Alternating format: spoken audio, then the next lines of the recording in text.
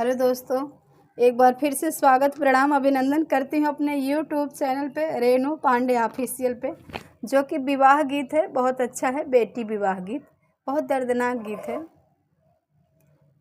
अरे मोरे पीछवरवा एक निमिया के पेड़वा, अरे तोता मैना लिहले बसेर रे ललन, अरे तोता मैना लिहले बसेर रे ललनवा।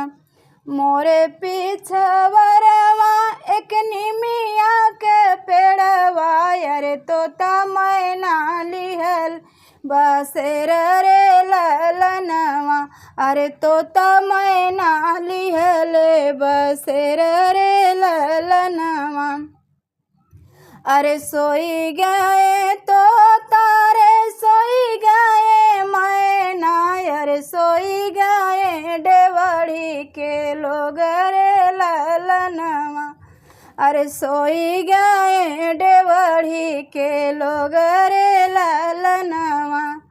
अरे एक नाही सोए नी बेटी के बाबा, अरे एक नाही सोए नी बेटी के बाबा, अरे जे करे दहेजवा के सोच रे ललनवा, अरे जे करे दहेजवा के सोच रे ललनवा।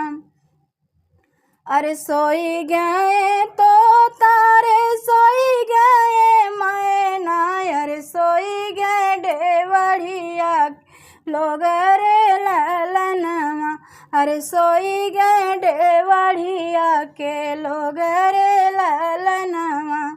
अरे एक नाही सोईनी अरे बेटी कवनी देई जे कर, अरे जे हो बानी बपवा के बोझ रे ललनवा, अरे एक नाही सोईनी बेटी कवनी देई जे हो बानी बपवा के बोझ रे ललनवा, अरे जे हो बानी बपवा के बोझ रे ललनवा। अरे मोरे पीछवरवा एक निमिया के पेड़वा, अरे तोता मैना लिहले बसेर रे ललनवा, अरे तोता मैना लिहले बसेर रे ललनवा।